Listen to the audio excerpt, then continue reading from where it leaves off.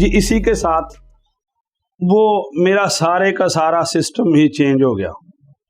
میں ابو کے پاس آیا, میں نے کہا بھی میں تو نہیں یہ کروں گا, FTJ میں نے کرنا ہے, میں نے حکیم بننا ہے. اب پہلے وہ مجھے کہتے تھے, چونکہ خاندانی شعبہ حکمت کا تھا, تو میں نے کہتے کیا ہوا, میں نے کہا بھی مجھے تو اس طرح بڑا لمبا چوڑا سسٹم لگتا ہے, تو مجھے تو بڑا آسان سا تشخیص کا. انہوں نے نا ایک چھوٹی سی مثال دی. ایسے گولیاں بنا رہے تھے تو پلیٹس پڑی ہوئی تھی, تو انہوں نے نا ایک پلیٹ کے اندر آئل تھوڑا سا لگا دیا, معذرت کے ساتھ آواز صحیح آ رہی ہے نا, اچھا آئل لگا دیا تھوڑا سا, اور اس کے ساتھ ساتھ اپنا ایک کو انہوں نے مکمل خشک کر دیا, تو ایک میں تھوڑا سا پانی ڈال دیا. مجھے کہتے اس کے اوپر نا چمچ مارو. میں نے ایسے چمچ مارا تو کہتے کیا محسوس ہوا؟ میں نے کہا کچھ بھی نہیں, چن چن کی آواز آئی. کہتے دوبارہ مارو. میں نے پھر ماری. کہتے آپ پھر مارو. میں نے کہا وہی آوازیں آ رہی, مجھے تو کوئی سمجھ نہیں آ رہی. کہتے ہیں اب آپ نے غور کے ساتھ ان کو چمچ کو مار. اچھا جب میں نے غور سے سنا نا, ہر ایک کی آواز مختلف تھی. جیسے کہ ابھی آپ میری آواز سن رہی ہے, اس سے پہلے ڈاکٹر صاحبہ کی آواز سنی, سر کی, ان آوازوں میں آپ کو کچھ مختلف مراحل نظر آئے ہوں گے. ابھی میری آواز میں آپ کو بھاری پن بدا پن نظر آ رہا ہے. یہ کون سی مثال ہوئی؟ جو چکنائی والی مثال ہے, جس کے اندر آئل لگا ہوا تھا, جس کے اندر بلغمی رطوبات کی زیادتی تھی, جن کے اندر تعفن تھا. آواز کا بھاری پن ہونا, بدا پن ہونا, یہ اعصابی تحریک کی علامت ہے, جس میں بلغمی رطوبات کی زیادتی کی علامت ہوگی. اگر جسم کے کسی بھی حصے میں, ایبڈومن حصے میں پانی آ جاتا ہے تو اس کی آواز کے اندر ساتھ میں وائبریشن ہوگی, جس طرح پانی کی زیادتی سے ہوتی ہے. جس طرح ہم کہتے ہیں ڈبک کی آواز آتی ہے نا, آواز کے ساتھ اس طرح کی آواز ہوگی, جس کو آپ کو بغور سنیں گے تو پھر وہ آپ کو سمجھ آئے گی. جس طرح کے ہم چھوٹے ہوتے اسٹیتھوسکوپ لگاتے ہیں, یا جو اس فیلڈ میں نہیں ہو اس کو کوئی آواز نہیں سنائی دیتی, لیکن ڈاکٹر جو ہی لگاتا ہے تو اس کو ہر آواز سنائی دیتی ہے. ایسا ہی ہوتا ہے نا, کیونکہ اس کا ایک غور بن چکا ہوتا ہے. جب ہم ان چیزوں کے اوپر غور کریں گے تو ہمیں ہر چیز کی سمجھ آئے گی.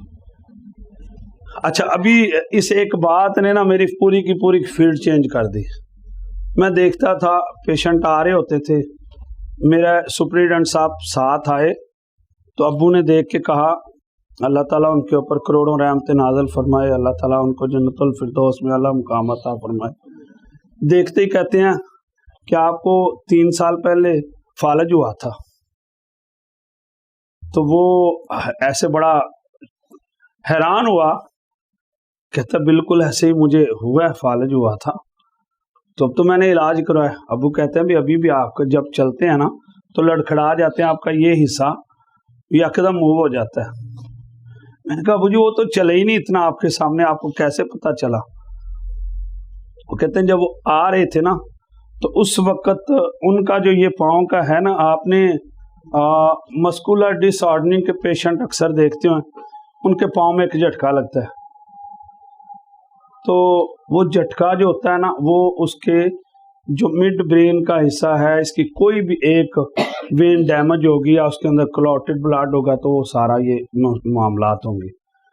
اچھا اسی طرح میں نے وہ جب وہ پیشنٹ دیکھا, اس سے مجھے بہت زیادہ تسلی ہو گئی. میں نے کہا میں انشاءاللہ اس فیلڈ سے پیچھے نہیں ہٹوں گا. اور اس دن سے لے کے الحمدللہ میں نے پچھلے دنوں میں نے ایک پوسٹ بھی لگائی تھی کہ میں سیکھنا چاہتا ہوں, مجھے کوئی قابل استاد, اچھے استاد ملے. اللہ تعالیٰ اس غرور تکبر سے بچائے. میرے پاس کچھ بھی علم نہیں ہے. سبحانک لا علم لنا الا ما علمتنا انک انت العلیم الحکیم. علم کے اتنے سارے درجات ہیں جن میں سے نا ایک ذرہ بھی نہیں ہمارے پاس ہے. جس دن ہم نے یہ سمجھ لیا نا کہ ہم آج قابل تھے, اس دن ہم فنا ہیں. علم کل صرف اللہ تعالیٰ کی ذات کے پاس ہے. ابھی میری بہن نے ایک بڑی آتے ہوئے بات کی, کہہ رہی ہے میں سر بیٹھی ہوئی تھی تو میں دعا کر رہی تھی کہ کوئی نہ مجھے اس طرح کی کلاس مل جائے جہاں سے میں کچھ سیکھ سکوں. انہوں نے پہلے بھی 1-2 کلاسز اٹینڈ کی ہیں, تو جب انہوں نے بات کی کہتے کہتے نا میں نے فیس بک پہ دیکھا تو آپ کی نا ایڈ آ گئی، تو میں نے فوری طور پہ جوائن کر لیا۔ علم کی طلب جس بندے کے اندر ہے نا، اس بندے کو اللہ تعالیٰ علم عطا کر دیتا ہے۔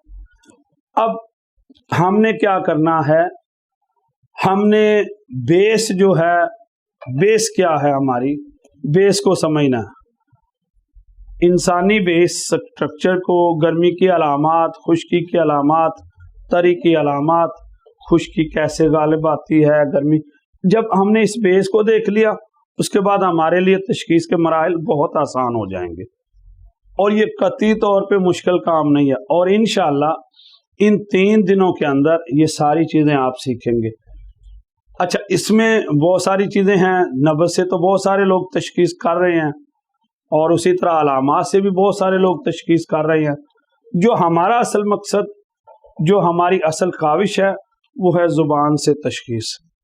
میرے والد صاحب اس کے اوپر عبور رکھتے تھے، اور وہ علم انشاءاللہ جب بھی کہیں بات ہوتی ہے زبان سے تشخیص کے حوالے سے، تو ہمارے پاس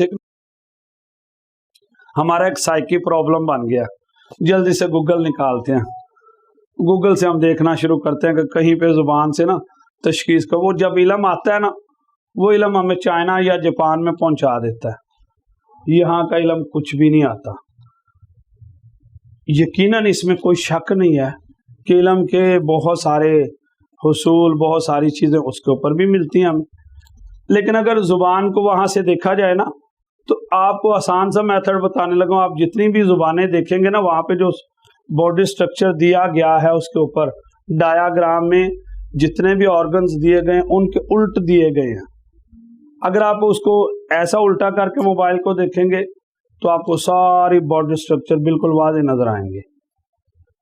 یہ وہ میتھڈ ہے جس کے اوپر ہزاروں تجربات ہو چکے ہیں، اور میں تو الحمدللہ اس سے پہلے بھی کہہ چکا ہوں کہ اگر کسی بھی معذرت کے ساتھ کسی کے پاس بھی علم ہوتا ہے زبان کے تشخیص کے حوالے سے، بہت سارے دوستوں سے میری ملاقاتیں ہوئی اس سلسلے میں، کسی نے بھی بات کو ڈینائی نہیں کیا، ایگری ہوئے اس بات پہ۔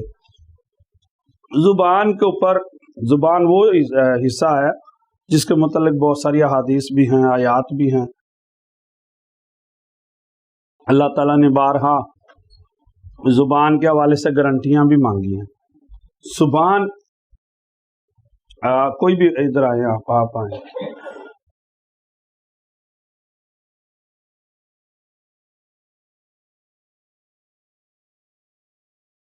مجھے لگ نہیں رہا تھا کہ آج کلاس کروا پاؤں گا، لیکن اللہ تعالیٰ نے ساتھ دیا۔